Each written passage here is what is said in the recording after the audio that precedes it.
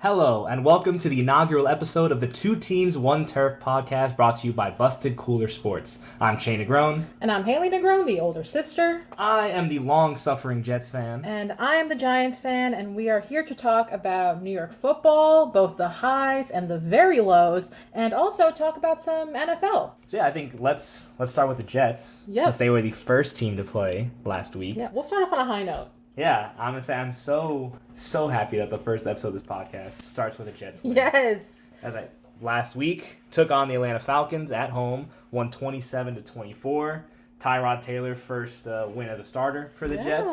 Threw 172 yards, touchdown. Breece Hall added 68 on the ground, and A.D. Mitchell was the star receiver for the Jets. Nice. 8 catches, 102 yards, and his first career touchdown. Nice. I didn't watch the game too closely, but when I tuned in every now and then, it looked like they were having fun out there. Yeah, you know? That's the MO now since Glenn has taken over. You see them fighting harder. Yeah. And I feel like you can run into that issue when like a team is struggling, a team that's like been down and out for a while, that they can give up or quit on the game really quickly. And you don't see that with this team. I have to say, I feel like most of the Jets' tenure, for when we've been watching, they haven't been good, but I've always felt that sense with the Jets that they play hard, and it is really evident now with Aaron Glenn. I like him. Yeah, he seems like he has good vibes. I think he has improved a lot since the beginning of the year. I thought there were some questionable stuff, but like new coach stuff, clock management. It's still not perfect. Sure. But I think the team loves to play for him. And I think that is like nice. One of the biggest things you look for when you get a new coach. And I don't have really much issues with like the in-game management. It's still, like I said, not perfect, but I think the team has improved a lot under him. And they never lose because they kind of, just gave up or they're going through the motions. They lose because they're not quite there yet. Yeah. But I think there was also a lot of good to take away from this win. Yeah. I think Tyrod is so exciting. I mean, coming from Justin Fields, who there's already been a lot of talk about him. He's not that great, but with Tyrod, it looks like you guys have some pieces there that are really good. Tyrod definitely has been an improvement at the quarterback position because so obviously no one is sitting there thinking Tyrod is going to be the savior or anything. No. But he's been solid for as long as he's been in the league. They made the switch because they have a lot of young offensive pieces that they want to evaluate, and they just Fields, I don't know if it was a confidence thing or just in general performance, they didn't trust him to throw the ball. So they needed someone who was just going to be able to run the offense and get, because they, like I said, Mason Taylor, their tight end, second-round draft pick. He's now, because Garrett Wilson's been injured, he's now the leading receiver on the team. Nice. And then we acquired the two young receivers as extra trades. We caught John Mechie and A.D. Mitchell. So they really, it's an evaluation period also for them to seeing like, and I think they've been good. Yeah. Do you think they should have switched to Tyrod earlier, or do you think, why do you think they stuck with Fields for so long? I think they were going to switch earlier, but Tyrod had gotten hurt. So there we go. They stuck with Fields, and they ended up winning a game. And then they won two, and they beat the Bengals. Right. And then they went back the next week and beat the Browns. So it was just like, it's hard to immediately bench Fields. Right. Even though there were times earlier where it was she should have been benched. I think the worst performance was Denver, the game in London. 13-11. Yeah, that was not good. I think it was something ridiculous of 4 passing yards in the first half. Yeah. It was It was definitely ugly. And I mean, I liked Fields. I was excited when they got him. Yeah. Because they signed him day one of free agency.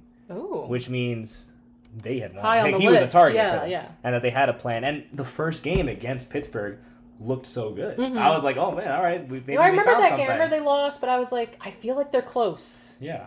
And then it was a they were not defensive issue. close. And then they they would shoot themselves in the foot a long time. Because in that first game, the defense couldn't make a lot of stops. But the big thing that hurt them was Gibson fumbling the kickoff return. Right. And they ended up scoring. And right. And then he had another issue again in Miami. But once they moved on from Gibson, the special teams has been outstanding. I got to give them credit because Chris Banjo, the special teams coordinator, that special teams unit they're our best unit. They're as consistent every week. Ever since that, since they got moved on from Gibson, we've seen a punt return touchdown, kick return touchdown. Yes. McNamara, the punter, has been pretty phenomenal. Yeah. Most of every punt is always inside the 20. And, of course, Nick Folk, the hero of the last game, yes. 56-yard field goal win. Who Aaron Glenn used to play with, which kind of blows my mind. Folk was a member of the last Jets playoff team back in 2010. That's incredible. And he's been phenomenal. He finally missed his first field goal. But that you could chalk up those bad weather. It was terrible weather. Yeah.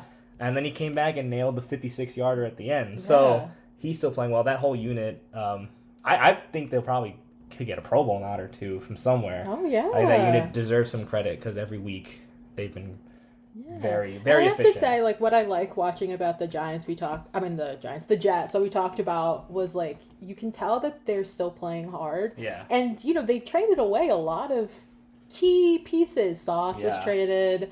What's his name? Quinnen was traded, but they're still, you can tell that I think Aaron Glenn has really instituted a really great coaching culture. Yeah. That now looking back on it, I see what the problem with Saleh was. Yeah. I get it now. I don't think I got it a year ago. I think I get it now. Saleh, I think, lost the locker room. Yeah. But I think years before when Wilson was struggling, I think that also you had people divided on that and people thinking, Mike White should start, but Wilson was the guy. And then last year, Rodgers didn't perform as well, and Rodgers has his own drama that he always brings. So it was a tough situation for Saleh, but he did kind of lose it. And with Glenn, he had more of a fresh start. Yeah. And he's even still not perfect. He still inherited a lot of pieces. Right. But I think that's what they're going to do, Muji and the GM and Glenn. They're going to give them the time to really build their own team. Yeah. And that was actually another thing I had mentioned, that the defense has surprisingly been solid after the trades. Well, obviously, those were our two stars. Right. But they've been battling week. And this last game, the fourth quarter, it was the offense that was struggling. At the end, it was punts back and forth. But the defense was always holding the lead. And we saw that issue early on against Pittsburgh, against Tampa, where if the other team got the ball back with just 50 seconds, you knew we weren't going to win. And it happened. Yeah. But this time, they've been solid. They gained to evaluate some other younger players. The cornerback, Azuri Thomas, third-round pick. He's been featured a lot more. Nice. Kind of like what you see there. Nice. So I think the defense has been very solid post-trade. Yeah. And I think... So you're confident in the GM? Yes, I think. Okay. I think his trades have looked good so far. Yeah. His draft, I thought, has been good. Membo, first-round pick. Yes. Both are... he was responsible for Membo. I think Membo's been the best. You think Rookie of the Year? I think he's been the best. He's not going to win. No. They don't give that award to offensive linemen, but I think he's been the best. He's been good, yes. Obviously, Dart has been phenomenal, but injured and also didn't start. Right. Membo has been consistently one of the better right tackles. I think the offensive line is set. Yeah. Their tackles are both... Fashion was year 2, Membo's year 1. They're set on the offensive line. Yeah. Tipman, who's been moved to right guard this year from center, has also been great. We have Vera Tucker, who is always injured, but he's such a talent. He just needs to stay healthy. Yeah. And then we have Simpson at left guard, who's good, but he's just never guaranteed, re-signing or anything. But I think that unit's good. He's brought in the wide receivers. Now I don't know, like I mentioned with Mechie and Mitchell, they've been inconsistent since they traded for them. But you can see that Mechie is very fast, very clean route runner, and A.D. Mitchell, we know he has all the tools. Big guy, 6'2", the type of other receiver you want to get those 50-50 balls. Now, I don't know if they're a 2 and a 3 or a 3 and a 4, but that's also why we've seen Tyrod out here, because the ability to get the ball and just run the basic routine offensive plays that we just couldn't get with Fields, so they couldn't be able to evaluate this roster. Now, I think maybe, I don't know if we have a number 2 or 3, that's probably something they'll need to address. Yes. But I do think that they are definitely talented enough units to be in that wide receiver room. And the fact that they are producing even without Garrett Wilson is impressive. Because Garrett Wilson, obviously... How long is he out for? He was on the IR, so it was minimum 4 weeks. Okay. Because Garrett Wilson, I mean, he's one of the top receivers. He's just never had a good quarterback, but he always is going to draw a lot of attention from defense. Oh, of course, they don't. Of course. So now that attention is... I think Mechie was playing well, so it was on him. So he didn't have as good a game. Yeah. He had some drops. So that's the other thing. We see a lot of the inconsistencies with them. Yeah. You know, the first game that Mitchell was there had some horrible drops. Oh, you can't. How's that happening? Yeah. Second game, he didn't target as much, but he looked good. And then this last game, big breakout performance. I said it was his first career touchdown because I don't know if you saw when he was in Indianapolis, he had made a great catch. It's going to be a touchdown, and he he was going to do something, but he lost the grip on the ball, and he fumbled it out of bounds. A typical bonehead and then move. They were done. They never used him. So it was like oh no, redemption. He was saying it was a long time coming, but I finally got the touchdown. Him. So I think they might have something there, and I think the GMs made good trades. Also because we have the Colts first round pick this year. Ooh. And Daniel Jones. They've kind of fallen off. Because Jones is injured now. Yeah. So the more they fall, the higher that other pick can get. So it's looking up for the Jets. They have a lot of capital, 5 first round picks over the next 2 years. Yeah. But I think there were a lot of things to obviously this 3-9. It's not like it's something, but it feels more. We said we were like it doesn't feel like they're losing because they're not trying. Yeah. They have the pieces. They just need a few more. You need the quarterback. Where it doesn't feel as hopeless as where last year was okay, we'll have Rodgers. We went out, we got Devontae Adams. We were felt like this is it. If we don't do it, and then we would have 6 wins, 7 wins, and they weren't. You never felt good really, even when they were winning, because you just knew that they weren't that good. And we know they're not that good right now, but you can see the pieces that you could be excited about in the future. And I think Glenn, they have a good situation right now with Glenn. 0-7 start, very rough start, but since then, they won 3 of the last 5. Yeah. I think there's going to be growing pains with any new coach. They know what they that's the thing. They know what their identity is. They know, obviously they're not a lights out offense. They're not going to score a ton. Right. But they know they got a great running back who's going to get a lot of touches. And they got a great special teams unit to control field possession. And then they do have talent on that defense. Yes. Jermaine Johnson, Will McDonald, Quincy Williams, Sherwood. They have the ability to make stops when they need. And I think they know that they want to play a physical, maybe tighter, low-scoring game. But that's who they are. And that's how they're going to try and win. And I think that culture is being built. And you can see the fight each week, which is... It's fun to watch. It's exciting to watch. I love that for you because, listening as the Giants fan, I feel like I don't have that hope. I feel like for the Jets, you guys feel like it's right around the corner, right? You need a good draft. There's, you're going to have some holes to fill. I feel like 2 years it could be. Yeah. For the Giants, contrasting that, I don't feel that. And, we can then talk about the Giants game. They were the Monday night game against the Patriots, and it was bad. It was not good. To start off the game, Abdul Carter was benched for the first quarter. Yeah. The second time that this has happened. And apparently, he was benched after missing another special teams meeting. So it's the second one he's missed.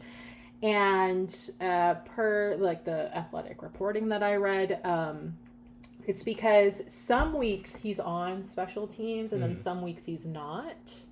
But I think this speaks to the larger issue of the Giants where I feel like the coaching is just non-existent, I mean, that's been... Because the Giants are interesting because they are 2-11, but they should be better than that. They're not that bad. No, and I think it's the coaching. And, obviously Dable's been fired. Yeah. We have Mike Kafka, Northwestern alum. Yeah. But, the Abdul Carter situation to me just speaks of the lack of coaching. Obviously, no one's saying that Abdul Carter doesn't have personal responsibility. But the coaching you have to make clear to players where they're going to be at every game. It's hard, especially... his situation, obviously, as the top draft pick for the team. Right. Yeah, so Abdul Carter, I think we were talking about how it's both like a personal issue and a coaching issue, but, in doing some research, I found, that Abdul Carter obviously came to us from Penn State. Mm-hmm. And I was looking, Micah Parsons also had a similar issue, and he also came from Penn State. Obviously, they've fired their coach, so maybe they've had their own culture issues. Yeah, but he has a lot of pressure on him. Obviously, he's our top guy, and he's good, but he has to get it together. It's frustrating. It's again, it's a culture issue. Well, when you're obviously the top dog in college is different, right? Everyone's catering to you, right, and everything. NFL, if you come to the pros, it's different. Everyone on the team was being catered to in college, so what maybe you got away with as a little slap on the wrist in college, because all they care about obviously is winning. That's it. You lose one game, your team's over. I'm not obviously NFL. They obviously care about winning, but if you don't act right, you're gonna get in trouble for it. Yeah. And I think they're trying to send that message to him. Mm-hmm. And it's a little hard because obviously his first coach has been fired. It's been He's probably never lost this much. Oh yeah. Probably his whole time in Penn State probably didn't accumulate a lot of losses. So there's trying to make sure you keep your young players motivated enough to continue to do that work, because obviously we know the talent's there. Yes, and that's again, I think it speaks to the culture issue with the Giants.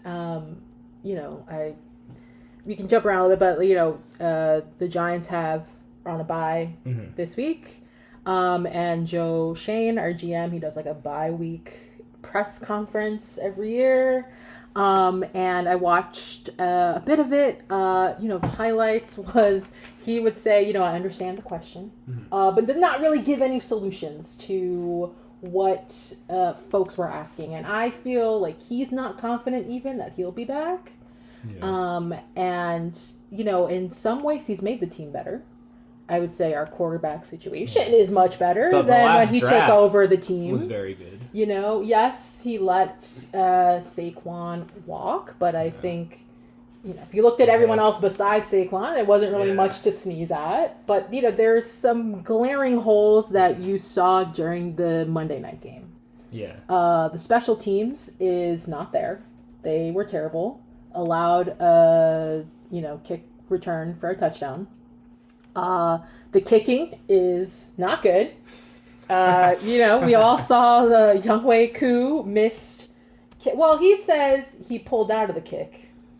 But it looked to me like he straight up just missed. It was funny. Just absolutely nailed his foot into the turf. Into the turf. It looked horrendous. Not worse. I don't think it's worse than the butt fumble. Yeah, that was it's not as funny replay wise, I think. And also the butt fumble was just that was Thanksgiving. It was the prime time Thanksgiving against the Patriots. Against this was also against the Patriots. Maybe the Patriots are just. But it's Jets Patriots. I think is a little bit. And also who could make up the excuse? Sure, there's no excuse for Sanchez. He just ran right into Nick.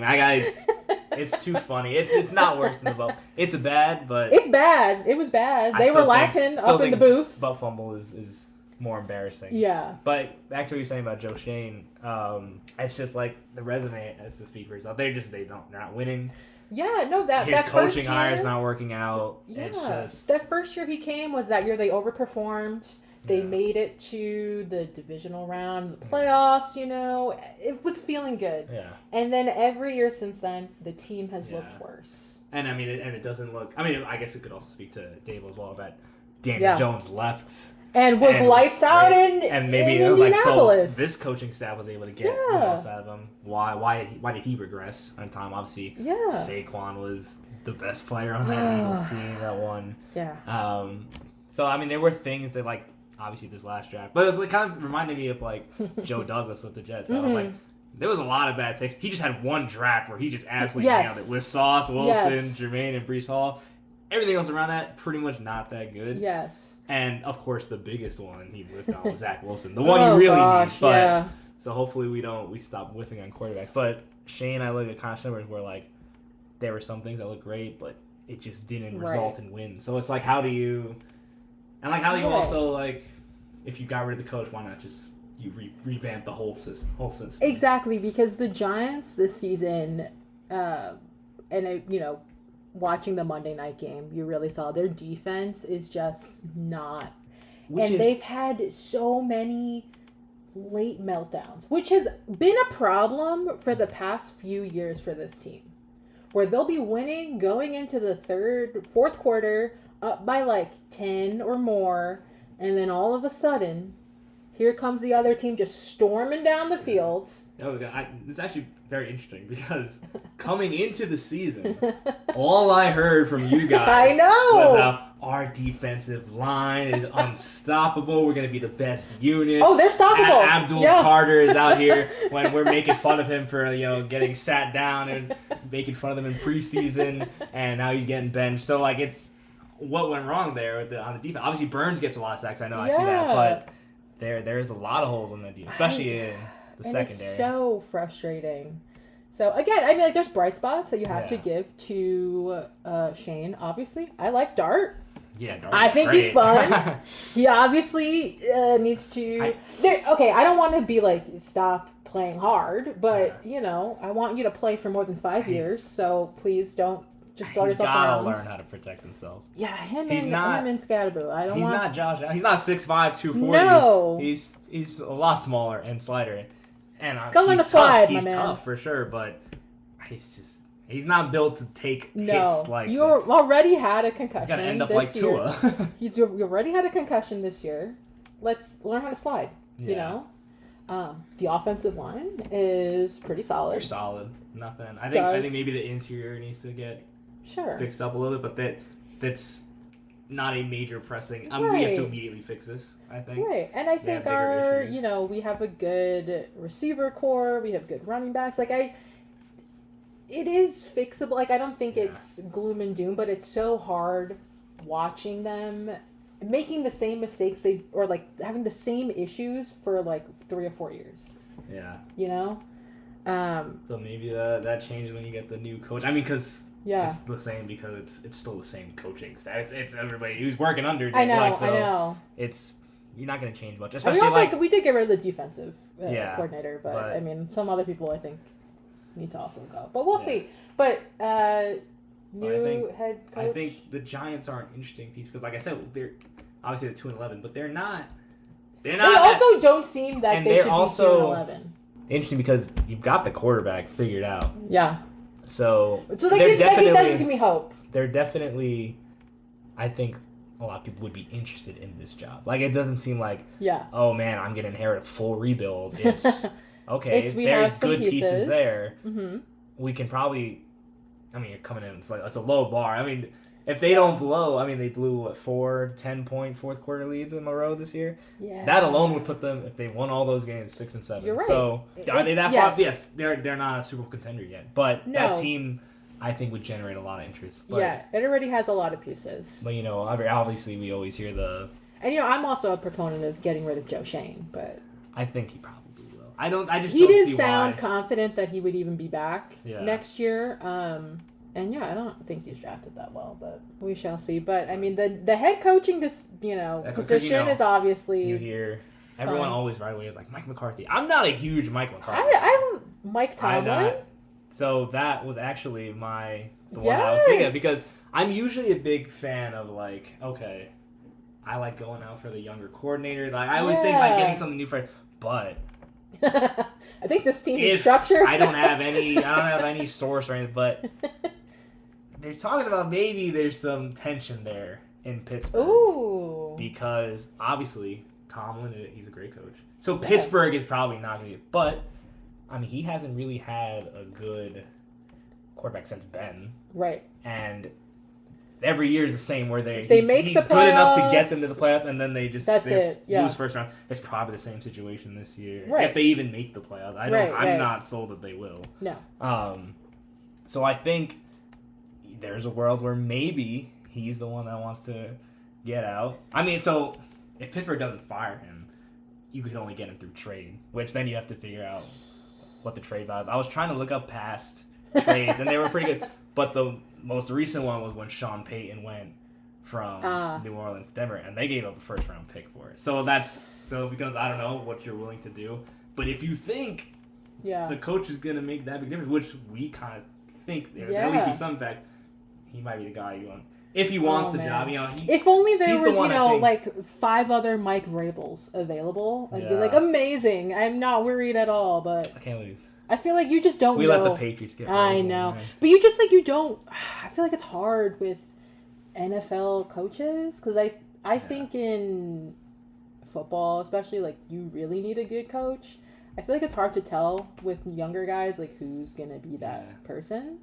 Yeah, you just kind of go even with a good coaching tree, you're like, I don't know. I think so. When I think of the head coach, that's where it's like, oh, we need the guy, the rah guy with the big coat, like Dan Campbell. Detroit. Saleh was like that, but as we saw, maybe in the end, and we the Jets hired a guy right from Campbell. That's right. And actually, similar enough, that's right. Campbell's first year with Goff, they started 0-7. It was also Glenn's first year at defense coordinator. So they also started 0-7 before they ended. So he was not, I think, pertured by the poor start. If we have a Lions level resurgence in fear, maybe for the Jets. If you want culture, I mean, Tomlin's gonna set the culture. He's a no nonsense. I feel like that's what the Giants need. Because everyone, would I love Tom Coughlin? Sure, or Tom Coughlin-esque, sure, but I think he's also sort of a coach from a different era. I think Mike Tomlin is a good bridge for what you would want in a Tom Coughlin guy, but younger, has been to the playoffs more recently. Because I know everyone wants veteran coach, proven success. Right. And I'm always like, but Tomlin would be my exception. I would love that. I'd take him in a heartbeat. We'll see. Hopefully. So you just got to root. I'm already rooting against Pittsburgh because Aaron Rodgers. So now maybe you have some. But I love that against. Mike Tomlin, he never had a losing season or whatever. I like that for him. I never liked it. I find it so annoying. I've never liked the Steelers ever since they beat us all those years ago. Dang. The last time I've seen a playoff game. So they always get on my nerves. But I mean, I think that's the move for the Giants if you want to get it. Yeah. If not, then he's got to do the thorough. Who's this offensive coordinator from where and whatnot? And I don't really have that much faith in leadership of the Giants either. Whatever, all the Maras and the whatever. Yeah. They annoy me, but I think I like Mike Tomlin, but also I'm like, let's take a chance on somebody. I don't really. Who knows who's going to be a good guy? It wasn't Dable. Learned that the hard way, but just gonna trust the brain trust of the Giants to figure that out. Oh Lord, okay. Well, that's enough of that. I think let's look to the future. Okay. Let's preview the Jets. Are you no longer? Were you a tank person? I was never. I don't like a tank. I think that's whack. You see when we text all the time. I'm not pro tank. I don't root for my team to lose. Right, but it's become the point where they're bad for okay, I'm gonna want them to win, but I'm not gonna be upset if they lose. Right. I'm always gonna root for them to win. Right. So and I what they asked Glenn about this, and he was like, oh, we play to win the game right now. Yes, he was like, you've heard that before, obviously. Yes. You play to win, and then you worry about April when April comes. So that's what they'll worry about the draft. When they need it, and obviously the big question, right, is. They need a quarterback. Yes. That's about as obvious as... Yes. We all know, And I wonder, is the... Fernando Mendoza is pretty much, I think, emerged at the top. Yeah. Jets. We'll see. We're recording this on Saturday. So he's playing later, so we'll see. I know that people mentioned, Ty Simpson, Dante Moore as well. But Fernando's the guy that I really like. Yeah. And everybody freaks out because they're like... if the Jets keep winning, they're gonna, Is Fernando to the Jets dead? Do you think? I don't think so. Ooh. Because I think they have, the GM Muji has armed himself with enough draft capital to where he can make any trade he wants. Okay. For any quarterback that's available. Right. Okay. If they come scouting season, they do all the quarterbacks and they're like, oh. I'm not sold on any of these guys, and they want to go and get I don't know. They say Kyler Murray might be available, yeah, and do that for a year and see what happens in the draft next year. They might do that. I think they have like I said, 2 first-round picks this year, 3 first-round picks next year, 2 seconds this year, other capital seconds next year. So it's not going to take all that to move, especially because they're not going to win out. They're not going to be 8 and 9. No. You know, they're most likely would be moving up from that 5 to 8 range to try and get up to 1. It's not. I don't think it would be any more than, you know, that pick under the first round and a second. I don't think it would take that much. So I think they probably feel comfortable that they can beat any offer of any of the other teams that are trying to trade up. You know, Cleveland, who might do it, Vegas, who might do it. That they could trade up to anybody they want. Okay. So I don't personally think that Fernando to the Jets is dead. All right. I think they shouldn't worry about tanking because. Well, this is a winnable game coming up, think, I think, against the Dolphins. Yeah. Although they've had a little resurgence of late. The Dolphins, they are coming in hot. Yeah. They have won 3 in a row. Right. But it's cold. 4 of their last 5. But yes, so it's cold here.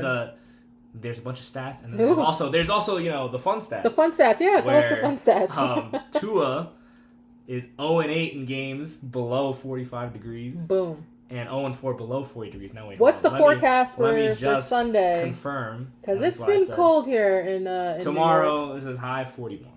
So. Well, what's the real feel gonna be? That's what you got. I don't fully know what the real feel is gonna be. But point is gonna be cold, and he hasn't performed well in the cold, but he has never lost to the Jets. So we have also the his true brain is mashed potatoes. Yeah. Like I mean, and they have to figure out how to disrupt Tua because they when you obviously division play, you play them enough where you kind of know. So I think in the first game they played earlier this year, close game, Miami won at 27-21. Okay. Really close game, but Tua obviously played well. His career numbers against the Jets are very good.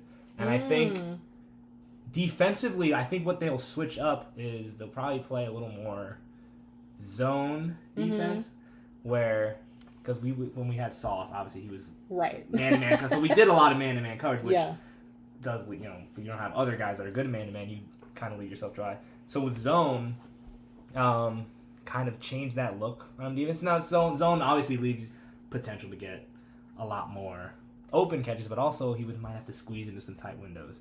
And we know Tua has had an issue with turnovers, interceptions. Oh, a lot of interceptions. He leads the league in interceptions this year. So unfortunately, the Jets don't have an interception this year, which is just ridiculous. I think the record week 14. I think the record was like 5 weeks or something. We're up to like 12 games in, and they don't have an interception, which is a little ridiculous. So I mean, that's 2 outcomes that something's gonna lose. The cold weather versus how good he is against the Jets. Yes. The lead in interceptions and come on. no interceptions. I still think it's a winnable game. I think they're riding high off the win.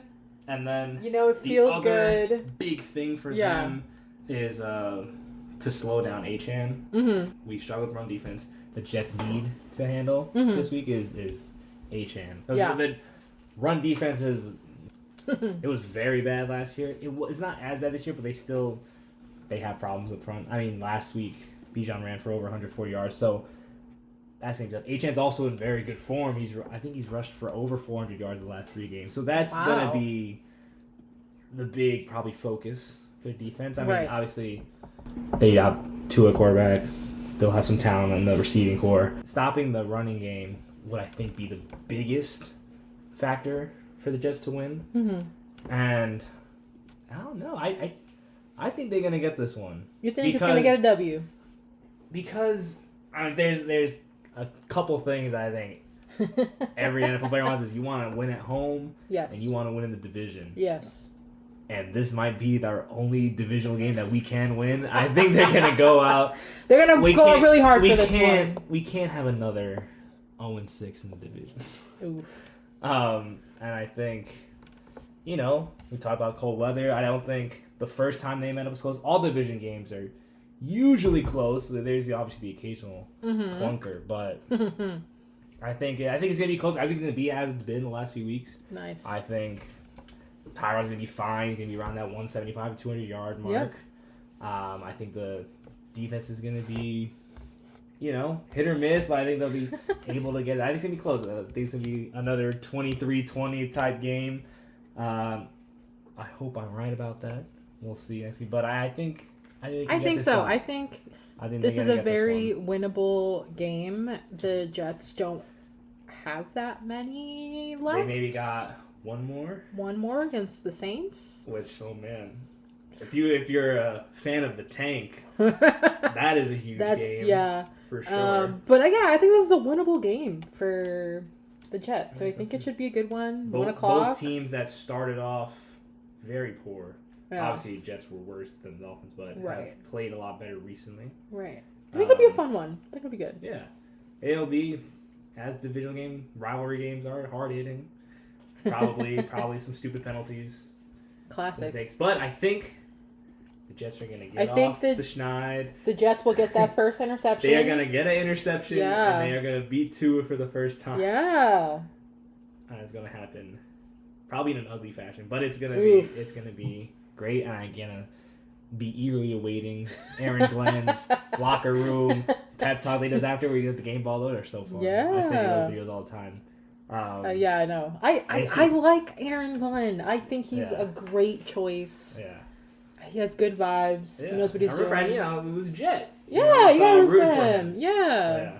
So awesome. Yeah, blessedly the Giants are on bye, like we said earlier. So nothing this week for them. Looking slightly forward, we got the Commanders, the Vikings, the Raiders, the Cowboys. So we have more winnable games coming up. They could win a lot of them. Do I think it's going to happen?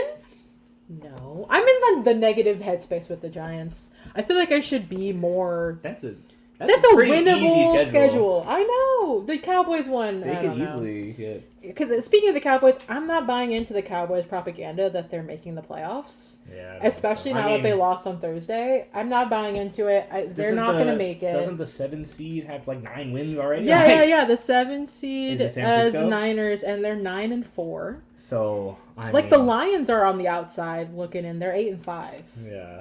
And the Cowboys are 6-1. So they're not gonna. They don't have enough games left to. I guess really if make a push. they win out, but still that would only get them to 10-6-1. Yeah, which, I mean those divisional the Niners, Seahawks, Rams, they're all gonna play each other. Yeah. So, and I know Packers, Bears. I'm sure if there's another, maybe they're not Packers, Lions, another game left, but yeah, those divisional games are always the tougher one because, like we mentioned, with teams that aren't good, quitting on team, they'll get up for a divisional game. Yeah, so for sure. Those ones are always. But yeah, I'm not buying the Cowboys. Cowboys are making it. Lions, I'm not ready to write them off. It's that's gonna be fun. Just a very weird slate because I don't know who's the best team. I know. That's the thing. Are any of these top teams legit? Is Denver legit? I don't know. Are the Pats legit? Actually, I like the Pats more than Denver. If I is Bo Nix gonna lead Denver to a Super Bowl? Well, it's their defense. They have a very good defense. They do, and again, a good coach. But if I had to, I would have more faith in the Patriots because I would trust Drake May more than I would trust Bo Nix. Also, obviously, they also have a good coach, Vrabel. Patriots defense isn't bad, but Denver's defense is their strong point. In watching the Patriots on Monday, they're good, but they also still have some things that could be a little better. They have had a softer schedule because Pats or Denver? The Pats. Yeah. Pats are also on a bye. Their key wins were, I think, Buffalo, Tampa, which are good playoff teams. Yeah. Other than that, they played the Jazz. They played a lot of just Lord, still. Yeah. They're winning them. A win's a win, obviously, but I don't know. I don't know who's going to come out of that AFC. I know. That's always exciting. I like when that happens. I know because the Chiefs are also something. I'm not going to be the one that's going to say the Chiefs aren't going to make it. I'll say it. I don't think Chiefs are going to make it. I've been burned by them too many times. They're going to pull out that devil magic. They're probably going to. They got a bunch of division. They probably play Denver and the Chargers again. They probably come through those. I know. I'm not ready to give up on them. Yeah. The Chiefs are the Sunday night game. Wait, let me see. What's the against the Texans? Who are they're in right? No, are they in? Are they in? No, they're on the bubble too. They have a very good defense as well. I know. And Stroud, he's back, I believe. Although they were winning with their backup. I know. So that's a good, interesting game that has playoff implications. Yeah. I'm gonna go with the home team. It's the Chiefs. It's Arrowhead at night. I mean, yeah. I think they're gonna get it done. Yeah. But it's weird because like a lot of the guys you would expect of the you think of the elite tier quarterback, that Mahomes, Lamar, Allen, Herbert, they struggling this year. Something's with the Bills. I don't even feel. I think the Bengals are gonna win. You think now that Burrow's back, Burrow's gonna lead the charge? Something just doesn't seem right with Buffalo. I said something doesn't seem right with the Eagles. There's only one team that I look at. I'm like, okay, I would trust them. And I think it's the Rams. Yeah. I think they confidently. Stafford is MVP. He's having a great year. MVP season again. And he's done it already. Obviously, won a Super Bowl. I would trust him the most. I mean, more than. Do you think the Rams will end up getting the bye, or do you believe in the Bears? Do you know what I gotta say? Watching Bears football is fun. I'm glad that Caleb Williams is having success. They are fun to watch. I think I'm not sold on them being better than the Packers. The Bears. I know record. We'll see this week. Bears Packers 4 o'clock. There's a lot of really fun games with big playoff implications. I would bet on the Rams because I just think they have the quarterback I would trust the most. Yeah. In a important game. But I was looking at the NFC, like Caleb Williams had those before. Hurts doesn't look as good. Baker Darnold tier is, hit or miss. Can they, in the big moments, do they come through? Jordan Love has like some moments where he's like, wow, this guy is a superstar, and sometimes you're like, what is he doing? I think this is such an interesting season because outside of the Rams, I don't think any of these top teams are like super complete. Like it makes it more fun because there's not a team that's just steamrolling. Yeah. Like anyone, like there's a lot of room to still move around. And there's also a lot of good teams sitting on the outside looking in. Yeah. So I think it's going to be really exciting. And because the AFC is weird. I don't know. I know. What's going to happen there. Nobody wants to win that AFC North. Ravens, Steelers, the Bengals. There's a world where the Bengals can win out and make it in there 9-8. I'm not. There's still so much football. I think left to play. Yeah, but I think Rodgers. I don't think that Steelers is going to work out for them. I think they're. I don't like Aaron Rodgers, so I hope not. But we'll see. I haven't been right on many of my predictions this year. I've always been like, the Chiefs and the Bills, they'll figure it out. And then sure enough they lose somehow. But we'll see. And then Eagles Chargers, the Monday night game, which is also they're gonna have a Monsters Inc. broadcast on ESPN2. And those are my favorites. I want to see Sully absolutely giving someone a concussion on the field. But yeah, it's gonna be a good one. That should be a fun game too, because obviously Eagles fake champs. Did you say fake champs? I said no, defending champs. Sorry, I was defending champs.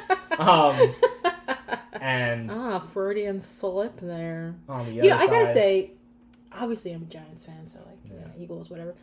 What a freaking annoying fan base.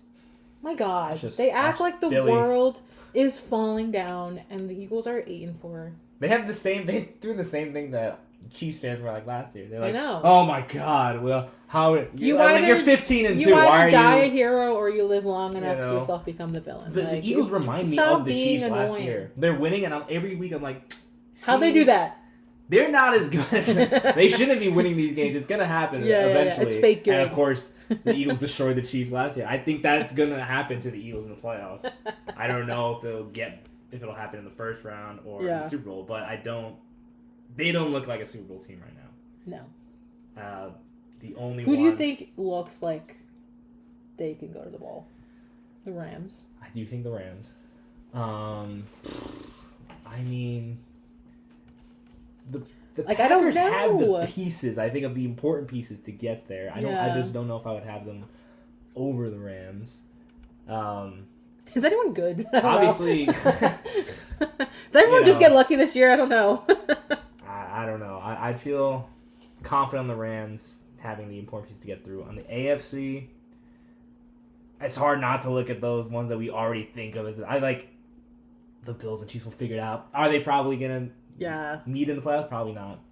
But I don't know. I think every team that is in that playoff is really close together, which makes it fun, but also very hard to predict. Oh yeah. So I think the AFC is gonna be like. I think we got a fun last month of the season. A wild team. Like you make your pick. Who are you gonna bet on? Like these unexpected guys, Drake May, Bo Nix, Daniel Jones, or is the old guard gonna figure it out? Allen, Mahomes, Herbert. Yeah. You know, I've been rooting for the Chargers. I feel like I want Herbert to, finally get that breakthrough. Yeah. Because I think he's super talented, but I don't know. We'll have to see. I'm excited. Oh man, what a fun few weeks we have left. So before we end, what are we looking forward to for the end of the Jets and Giants seasons? I think we talked about it already for the Giants. I think we have a winnable few games. We got a lot of up. winnable games. So obviously we have the bye. So rest, recuperate. But I feel like this is a chance to get it together by the end of the year. Yeah.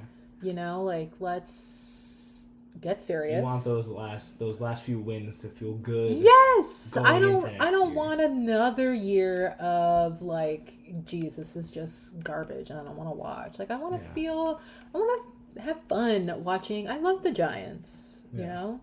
I didn't become a Giants fan.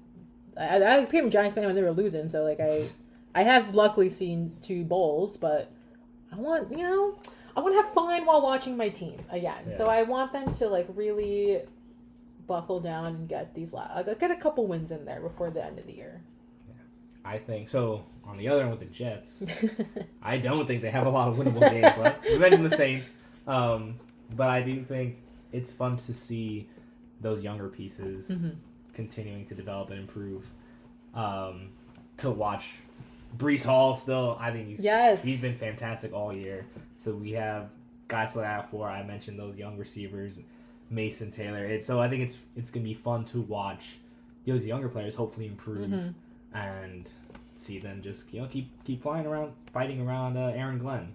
So I think it's fun to see. It's fun to see the pieces slowly develop in place. It's fun to see the pieces fall into place a little bit. Yes. Even if it's not immediately translating to wins. Right. So, right. But I think there's still some stuff to look forward to for both teams. Hopefully. Even though we're in the doldrums of the bottoms of our respective conferences, there's still some bright spots there. And we'll see how they make me feel by the end of the year. Yes. If they play the Patriots and the Bills at the end of the year and lose by 30 each time, then maybe oh gosh. But I think they've been playing much better and have improved this year. They might just not have the talent yet to compete.